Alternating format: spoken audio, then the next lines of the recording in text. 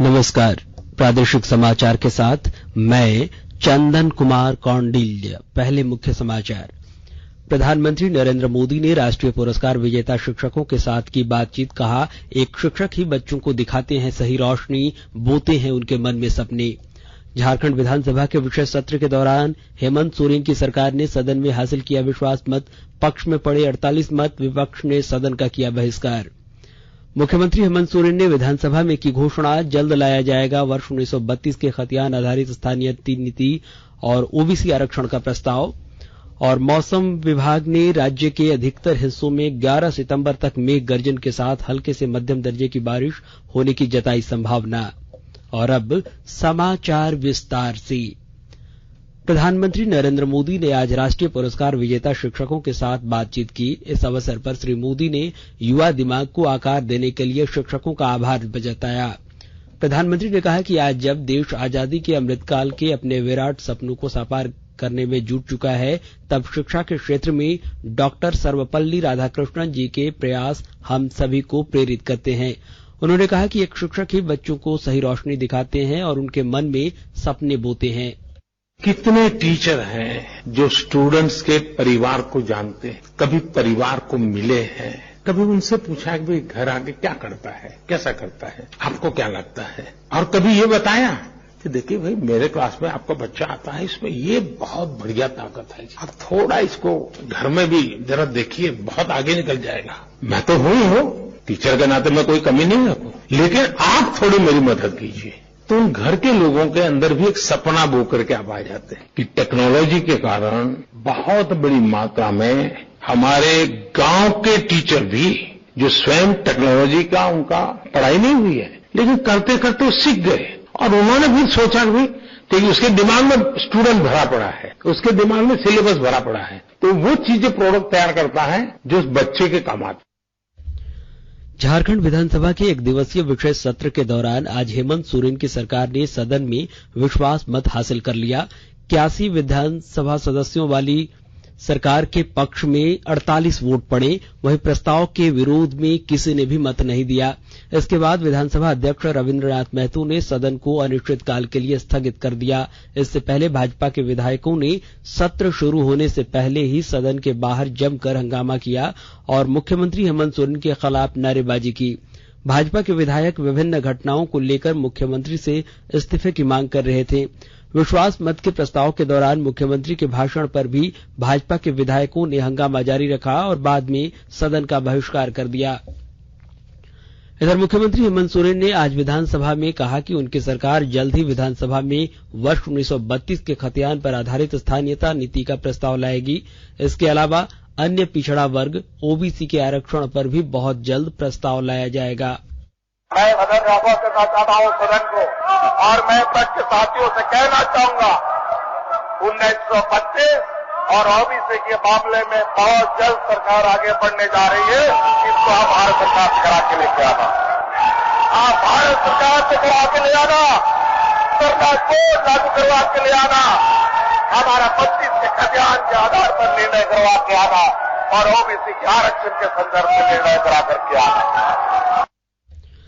राज्य सरकार द्वारा पुरानी पेंशन दोबारा बहाल करने के फैसले के बाद आज झारखंड विधानसभा परिसर में विधानसभा कर्मियों ने मुख्यमंत्री हेमंत सोरेन का स्वागत और अभिनंदन किया। इस दौरान सभी सरकारी कर्मचारियों ने मुख्यमंत्री के सम्मान में नारे लगाए और अपनी खुशी व्यक्त की। राज्य में कोरोना के मरीजों के मिलने का सिलसिला जारी है। स्वास्थ्य विभाग के अनुसार फिलहाल राज्य में 129 कोरोना के मरीज हैं। इनमें सबसे अधिक 45 मरीज रांची में हैं, जबकि पिछले 24 घंटों में कोरोना के 5 नए मरीज मिले हैं। इधर केंद्रीय स्वास्थ्य मंत्रालय ने बताया है कि राज्यों और केंद्र शासित प्रदेशों को अब तक 220 करोड़ 93 लाख से अधिक कोविड रोधी टीके उपलब्ध कराए गए हैं।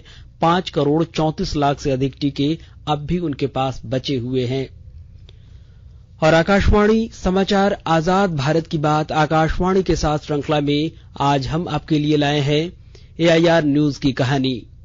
आकाशवाणी की स्थापना 1936 में हुई। दुनिया के सबसे बड़े नेटवर्क के माध्यम से आकाशवाणी 77 भारतीय और 12 विदेशी भाषाओं में समाचार और समसामयिक घटनाओं पर कार्यक्रम प्रसारित करता है। टेलीविजन के प्रचलन में आने से पूर्व आकाशवाणी सूचना और मनोरंजन का मुख्य साधन था। जिस तरह आकाशवाणी ने अतीत को संजोया है वो दूसरा और कोई नहीं कर सकता। प्रातः काल में हम सभी की पसंद आकाशवाणी की संकेत धुन होती है।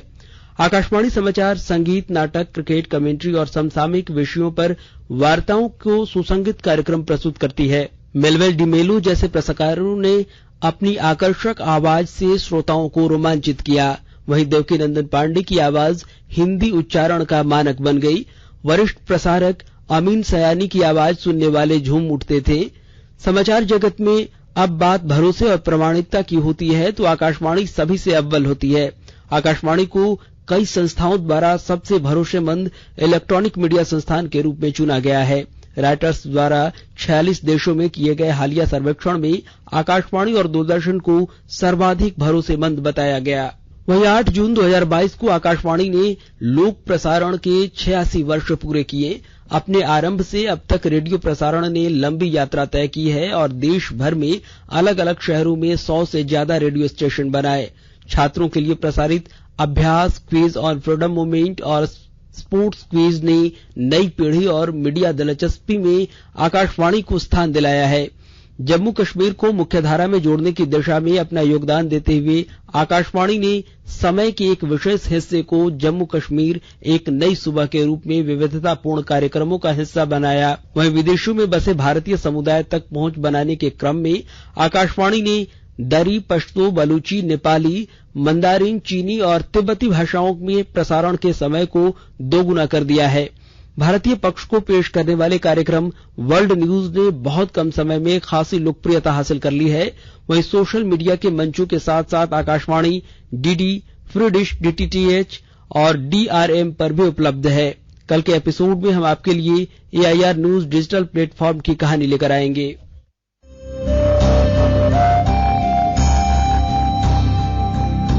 आजाद भारत की बात आकाशवाणी के साथ। स्वतंत्रता के 75 वर्ष का उत्सव, जीवंत यात्रा की स्मृतियां, स्वतंत्र भारत की उपलब्धियां और कुछ रोमांचक पल। तो आप भी जुड़िए और सुनना न भूलें। 15 अगस्त से प्रतिदिन हमारे एफएम गोल्ड 100.1 और दूसरे चैनलों पर आजाद भारत की बात आकाशवाणी के साथ।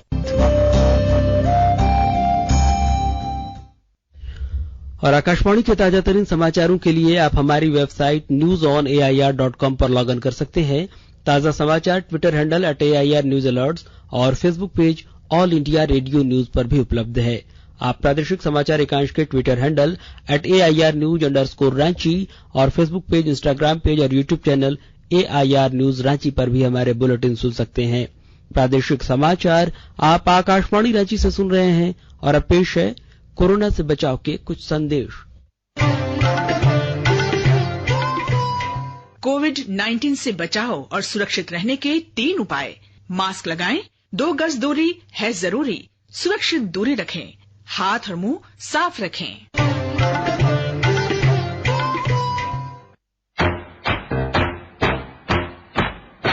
चलो मिलकर एक शुरुआत करें, चलो एक फैसला आज करें, मास्क नहीं तो टोकेंगे, कोरोना को रोकेंगे। चलो इरादा करते हैं, चलो इरादा करते हैं, मास्क नहीं तो टोकेंगे, कोरोना को रोकेंगे। भारत सरकार द्वारा जनहित में जारी। प्रादेशिक समाचार में आपका एक बार फिर से स्वागत है। एक नाबालिग आदिवासी लड़की के साथ दुष्कर्म के बाद हत्या के विरोध में विभिन्न सामाजिक संगठनों द्वारा दुमका बंद के आह्वान का आज व्यापक असर देखा गया। बंद के दौरान आम दिनों की अपेक्षा सड़कों पर बेहद कम वाहन दिखे। शहर की अधिकतर दुकानें और स्कूलें बंद रहीं। बंद समर्थकों ने विभिन्न चौक चौराहों पर विरोध प्रदर्शन किया। वहीं बंद के दौरान जिला प्रशासन की ओर से सुरक्षा के कड़े इंतजाम किए गए थे। बड़ी संख्या में पुलिस के जवान विभिन्न जगहों पर तैनात रहे। इस घटना के आरोपी को पुलिस ने पहले ही गिरफ्तार कर लिया है। और इधर रांची के सोनाहातू गांव में डायन बिसाही के आरोप में 3 महिलाओं की हत्या के मामले में पुलिस ने एक विशेष जांच दल SIT का गठन किया है। बुंडू के पुलिस उपाधीक्षक इस टीम का नेतृत्व करेंगे। वहीं पुलिस ने तीनों शव को बरामद कर लिया है। वरीय पुलिस अधीक्षक किशोर कौशल ने बताया कि सोनाहातू के राणाडीह इलाके में डायन बिसाही का आरोप लगाकर 3 महिलाओं की पत्थर से कूचकर हत्या कर दी गई थी। पूरे मामले की जांच और आरोपितों की गिरफ्तारी के लिए बुंडू के पुलिस उपाधीक्षक अजय कुमार के नेतृत्व में एसआईटी का गठन किया गया है। अपराध अनुसंधान विभाग सीआईडी ने लाखों रुपए की ठगी करने के आरोप में 2 साइबर अपराधियों को गिरफ्तार किया है। दोनों गिरफ्तार अपराधी जामताड़ा के रहने वाले हैं। इनके पास से 3 मोबाइल फोन, 4 सिम कार्ड समेत अन्य चीजें बरामद हुई हैं। सीआईडी के पुलिस अधीक्षक कार्तिक एस ने आज रांची में आयोजित एक संवाददाता सम्मेलन में इसकी जानकारी दी। उन्होंने बताया कि इन अपराधियों ने बिजली बिल का भुगतान किए जाने का झांसा देकर एक ग्राहक से quick support mobile app install करवाया और 3,269,000 रुपए की अवैध निकासी कर ली। इसके अलावा इन लोगों ने देवघर समेत अन्य जिलों के पेट्रोल पंप कर्मियों से मिलीभगत करके भी लाखों रुपए की ठगी ग्राहकों से की है। और आज शिक्षक दिवस है। यह दिवस शिक्षाविद और पूर्व राष्ट्रपति डॉक्टर सर्वपल्ली राधाकृष्णन की जयंती के अवसर पर मनाया जाता है। इस मौके पर रांची समेत राज्य भर में शिक्षकों के सम्मान में विभिन्न कार्यक्रमों का आयोजन किया गया। पूर्वी सिंहभूम की उपायुक्त विजया जाधव ने जिले के 5 श्रेष्ठ शिक्षकों को सम्मानित किया। उपायुक्त ने बताया कि जिले में 5 सर्वोत्तम शिक्षकों को अलग अलग ढंग से बच्चों को पढ़ाने के लिए सम्मानित किया गया। वहीं इस अवसर पर उपायुक्त ने आज से निपुण भारत अभियान 100 दिनों तक चलने वाले इस कार्यक्रम में पहली कक्षा से लेकर कक्षा 3 तक के छात्र छात्राओं को हिंदी, अंग्रेजी और गणित में निपुण बनाया जाएगा। इधर शिक्षक दिवस के अवसर पर रामगढ़ जिले की उपायुक्त माधवी मिश्रा की अध्यक्षता में एक जिला स्तरीय कार्यक्रम का आयोजन किया गया।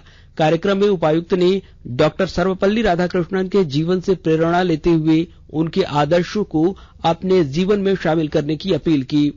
उधर गुमला जिले के घाघरा प्रखंड स्थित जवाहर नवोदय विद्यालय में शिक्षक दिवस के अवसर पर फुटबॉल और वॉलीबॉल प्रतियोगिता का आयोजन किया गया। इस प्रतियोगिता में 14 विभिन्न विद्यालयों की 15 टीमों ने भाग लिया।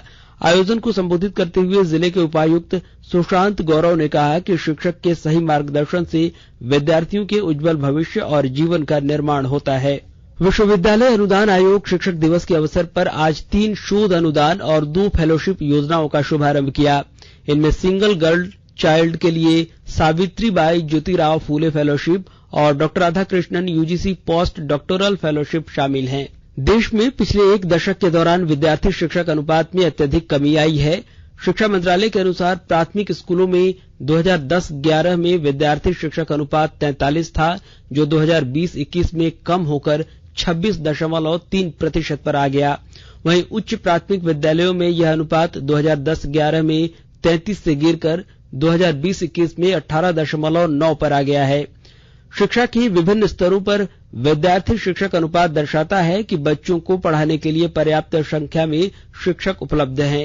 इधर सिमडेगा जिले में मानव तस्करी के विरुद्ध जागरूकता अभियान शुरू किया गया है। जिला पुलिस की ओर से अभियान की शुरुआत करते हुए जिला मुख्यालय और विभिन्न प्रखंडों में जागरूकता रैली निकाली जा रही है। रैली में शामिल विद्यार्थी मानव तस्करी के विरुद्ध नारे लगाते हुए लोगों को जागरूक कर रहे हैं। इस सिलसिले में आज सिमडेगा के परमवीर अल्बर्ट एक्का स्टेडियम में पुलिस अधीक्षक सौरभ और अन्य पदाधिकारियों की उपस्थिति में लोगों ने मानव तस्करी को समाप्त करने की शपथ ली। पुलिस अधीक्षक ने बताया कि इस अभियान के तहत जिले में निबंध लेखन, पोस्टर मेकिंग और क्विज कार्यक्रमों का आयोजन किया जाएगा। साथ ही नुक्कड़ नाटक के माध्यम से भी लोगों को जागरूक करने की कोशिश की जाएगी। साहिबगंज जिले के उपायुक्त रामनिवास यादव ने आज जवाहर नवोदय विद्यालय में आयोजित 2 दिवसीय संकुल स्तरीय चयन प्रतियोगिता का उद्घाटन किया। इस अवसर पर विद्यालय के प्राचार्य आरके सिंह ने कहा कि इस प्रतियोगिता में बेहतर प्रदर्शन करने वाले छात्र छात्राओं का चयन अंडर 14, अंडर 17 और अंडर 19 वर्ग के लिए वॉलीबॉल और योग प्रदर्शन किया जाएगा।